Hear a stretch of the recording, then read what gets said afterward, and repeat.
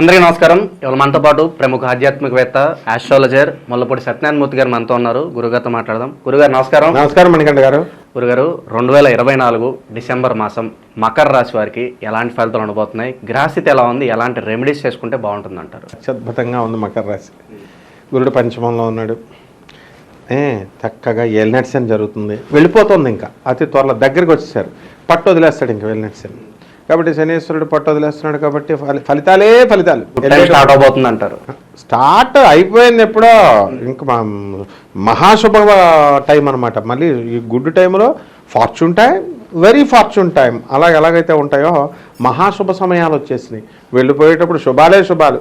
ఒక ఇల్లు ఉన్న వాళ్ళకి 2 ఇళ్ళు ఇస్తాడు, ఒక స్థలం ఉన్న వాడికి 2 స్థలాలు, ఒక భార్యతో ఉన్నటువంటి వాళ్ళు చాలామంది కోరుకుంటారు, నాయన ఇందులో నన్ను తప్పట్టకూడదు. మళ్ళీ ఇప్పుడు వాళ్ళకి ఒక భార్య ఉందండి, ఎందుకు బైగామి అనేది ఎందుకు వచ్చింది సెక్షన్లో? 2 భార్యలను ఎందుకు వచ్చింది? వాళ్ళు ఏదో పైకి చెప్తారు అట్లా. మరి సెటప్లు కావాలి అందరికీ కూడా. కలియుగం కదా ఇది, కామయుగం. కాబట్టి ఈ మకర రాశి వాళ్ళందరికీ కూడా ఒక భార్య ఉన్న వాళ్ళకి సెకండ్ సెటప్లు కూడా వచ్చేయడానికి అవకాశాలు ఉంటాయి. అవి వద్దా కావాలా అని కట్ చేసుకోవడం వీళ్ళల్లో ఉండాలి. అది నెక్స్ట్ మనకున్నటువంటి గ్రహస్థితి రీత్యా ఇప్పుడు మన రాహు ఉన్నాడు చక్కగా మీనరాశిలో. అద్భుతమైన మెస్మరిజం. వీళ్ళు స్థలం 40 లక్షల బిల్డర్లు ఉన్నారండి. 40 లక్షల ఫ్లాట్ ఉంది. ఆ 40 లక్షల ఫ్లాట్ 70 లక్షలు అని చెప్తే కొనేస్తారు వీళ్ళు. అదే మామూలు పాపం పేదోడు వచ్చి ఒక 10 రూపాయలు ఇమ్మంటే ఎవరన్నమాట. అంటే ఈ మకర రాశి వాళ్ళు భార్యలతో గొడవ పెట్టుకుంటున్నారు. ఆల్రెడీ 7 సంవత్సరాల నుంచి భార్యాభర్తల మధ్య కీడ్చులాడుకుంటూ ఉన్నారు. వీళ్ళ ఎవరు చెప్పేది వినరు వీళ్ళు. కోర్టుల్లో కొంతమంది అయితే అడ్వాన్స్గా వెళ్ళి కోర్టులో కేసేసేసుకున్నారు. పోలీస్ ఆఫీసర్స్ చెప్పేది వినరు, లాయర్లు చెప్పేది వినరు, పెద్ద మనుషులు చెప్పేది వినరు, ఆనరబుల్ జడ్జెస్ చెప్పేది వినరు, ఎవరిష్టం వచ్చినటువంటి వాళ్ళు ఉన్నారు.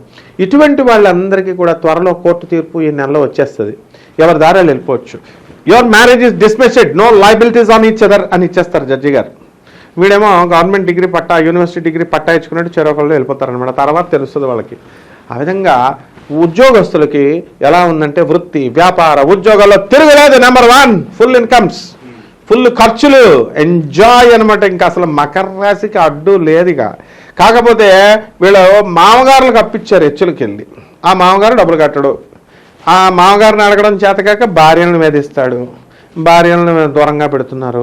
ఇది మకర రాశి పరిస్థితి. కాబట్టి సంతానం వద్దంటే మగ పిల్లలు పుట్టేశారు. ఇప్పుడు మొన్న గురుడు 5వ ఇంట్లో ఉన్నప్పుడు శుభాలే శుభాలు, కొడుకులు.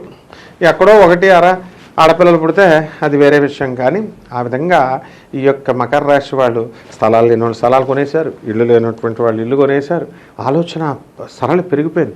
మహా జ్ఞానవంతులు అయిపోయారు, దైవభక్తులు అయిపోయారు. వద్దంటే జ్ఞానం వచ్చేసింది. ఇక ఆ జ్ఞానం ఏం చేసుకోవాలో తెలియక వాళ్ళకి అసలు అర్థం కావట్లేదు. కారణం ఎలాగో చెప్పనా, స్వామి వివేకానంద ఒకసారి అడుగుతాడు వాళ్ళ గురువైనటువంటి రామకృష్ణ పరమహంసని. ఏమని అడుగుతాడు, గురువుగారు ఏదో బ్రహ్మానందం ఆత్మానందం అంటున్నారు, నాకు ఒకసారి ఇవ్వండి అంటే ఆయన ఆజ్ఞా చక్రాన్ని ఇలా ముట్టుకుంటారు రామకృష్ణ పరమహంస. వెంటనే స్వామి వివేకానంద ఆనందాన్ని తట్టుకోలేక బట్టలు చింపేసుకొని ఆ సముద్రం ఒడ్డున, నేను తట్టుకోలేకపోతున్నాను ఈ బ్రహ్మానందాన్ని ఆత్మానందాన్ని, నాకు విత్డ్రా చేసేయండి అని మళ్ళీ వాళ్ళ గురువుగారి దగ్గరికి వెళ్తాడు. అప్పుడు ఆయన టచ్ చేస్తాడు. మా బాబుది అంత లాభాలు ఉన్నాయి నాయన మకర రాశి వాళ్ళకి, తిరుగు లేదు అసలు. ఆరోగ్యపరంగా మరి ఎలా ఉండబోతుంది మకర రాశి వారికి? ఆరోగ్యపరంగా వీళ్ళు ఎలా ఉంటారంటే, వీళ్ళకి పెళ్ళాలు ఉంటారు మకర రాశి వాళ్ళకి, భర్తలు ఉంటారు. వీళ్ళేమో మొగుడు పెళ్ళాలు కొట్టుకొని విడిపోరు. వీళ్ళ పిల్లలకి కాపరాలు చేసుకోవాలి. వీళ్ళ కూతుర్లు మొగుళ్ళని వదలకూడదు. వీళ్ళ మనవరాలు మొగుళ్ళని విడగొట్టేస్తారు వీళ్ళు. అంటే తాత చెప్పింది వినాల. ఆ మనవడు వినట్లేదు. కొత్తగా వచ్చిన అల్లుడు, వీడి వార్ధక్యం అంతా కూడా 80 సంవత్సరాల రేపో మాపో చచ్చిపోయేవాడు తాత, ఈ మకర రాశి వాడు. వీడు ఏం చేస్తాడంటే, వాడు చచ్చిపోయేవాడు చిన్న పిల్లలు, వాళ్ళు పెళ్ళికి అయ్యి ఇంకా సంవత్సరం కూడా అవదు. వీడి యొక్క 80 సంవత్సరాల ఎక్స్పీరియన్స్ అంత చిన్న కుర్రోడు, కొత్తగా వచ్చిన కుర్రోడు మీద ప్రయోగించి వాడిని కోర్టుల్లో వేసేసి మొగుడు పిల్లల్ని విడగొట్టేసి ఈ రకంగా చేసేస్తారనమాట. కాబట్టి ఆరోగ్యపరంగా ఏముందో చెప్పు, పాపం మానసిక వేదన తప్ప. కాబట్టి వీళ్ళకి ఈ మకర రాశి వాళ్ళ ఆడపిల్లలకు పాపం మానసిక వేదన అనేటటువంటిది ఉంటుంది. ఇక మగవాళ్ళు వీళ్ళ మానసిక వేదన వేరు. ఎక్కడో మొత్తం అన్నీ తెలిసిన వాడు ఇప్పుడు ఎక్కడో మూలన పడి చచ్చాడు అన్నట్టు ఎలా ఉంటుందంటే, వీడు మొత్తం ఒక బిల్డర్గా ఒక 100, 200, 300 బిల్డింగ్లు కట్టిన మనగాడు వీళ్ళు మామూలు బ్రోకర్ గాడు లిటిగేషన్లో ఉన్న స్థలం అమ్మితే వెనక ముందు చూసుకోకుండా కొనేశాడు.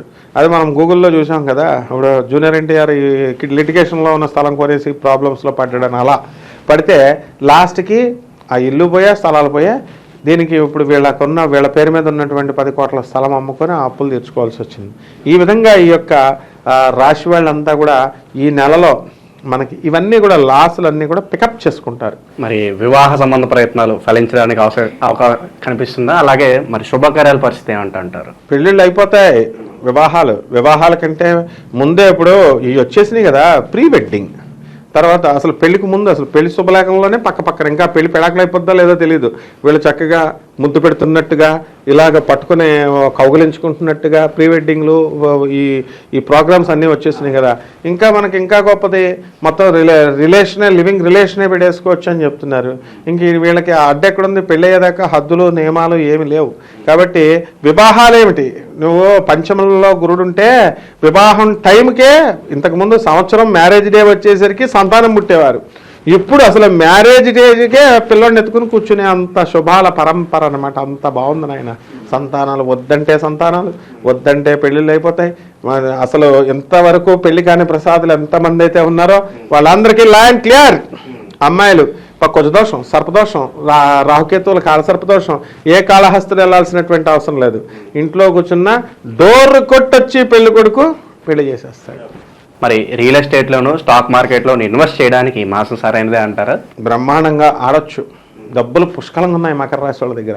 ఈఎంఐలు కూడా తెక్కట్టేస్తున్నారు. మామగారు డబ్బులు ఇస్తే ఇంకో ఇల్లు కూడా కొనేస్తారనమాట, అప్పిచ్చిన డబ్బు. కాబట్టి బ్రహ్మాండంగా ఆడతారు. సరైనటువంటి సమయం, మంచిగా ఆడుకోవచ్చు. అలా అని మనం ఎంకరేజ్ చేయం. క్యాసినోస్ కూడా వెళ్ళిపోవచ్చు, వీళ్ళు శుభ్రంగా ఆడుకోవచ్చు. మళ్ళీ నష్టపోయి గురువు గారు వెళ్ళారని చెప్పి వాళ్ళు చెప్తూ ఉంటారు. అంటే తోలు తీసేస్తాం కదా మనం. ఎందుకనంటే ఈ యొక్క చెప్పడం మనం ధర్మం. అంటే బుధుడు బాగున్నప్పుడు షేర్స్, స్టాక్ ఎక్స్చేంజ్ అన్నీ కూడా వాళ్ళు ఆడుకోవచ్చు. Even government also has no right to question it. ఎందువలన శాస్త్ర ప్రకారం మనం చెబుతున్నాం. వాళ్ళు ఇష్టమైతే ఆడుకుంటారు, లాస్ అయితే మనం చెప్పినంత మాత్రాన్ని మానేస్తారా? వెళ్ళిపోయి శుభ్రంగా క్యాసినోల్లో మరి ఎంతమంది కూర్చుంటున్నారు, లాటరీలు ఎంతమంది, కేరళలో కొనేస్తున్నాడు ఒకడు. గురుగారు, మరి మకర రాశి వారు ఎటువంటి పరిహారాలు చేసుకుంటే మంచి ఫలితాలు పొందడానికి అవకాశం ఉంటుందంటారు? మకర రాశి వాళ్ళకి ఏలినాటి శని జరుగుతుంది కాబట్టి శనీశ్వరుని ప్రసన్నం చేసుకోవాలా. శని జపం చేయాలా, శని స్తోత్రాలు చదవాలి. శనికి కిలో పావు నల్ల నువ్వులు, నల్లని వస్త్రాన్ని పేద బ్రాహ్మణులకి శనివారం నాడు ఉదయం 8 గంటలకి దానం చేయాలి. ఇంట్లో చేయొచ్చు, అది దేవాలయంలోనే చేయాలి. శనీశ్వరుని ముట్టుకోకూడదు. ఇలాంటి సెంటిమెంట్స్ ఏమి లేవు. తర్వాత నవగ్రహాల చుట్టూ ప్రదక్షిణ చేసుకోవాలా. తర్వాత శనీశ్వరుడికి ఓం శనైశ్చరాయ నమః అనేటటువంటి మహామంత్రంతో నువ్వుల నూనెతో శనీశ్వరుడికి అభిషేకం చేయాలి. ఆ తర్వాత దశమహావిద్యల్లో ఒకటైనటువంటి మహాకాళి అమ్మవారి యొక్క హోమాన్ని వాళ్ళ ఇంట్లో చేసుకోవాలి. నెక్స్ట్ వికలాంగులు ఉంటారు,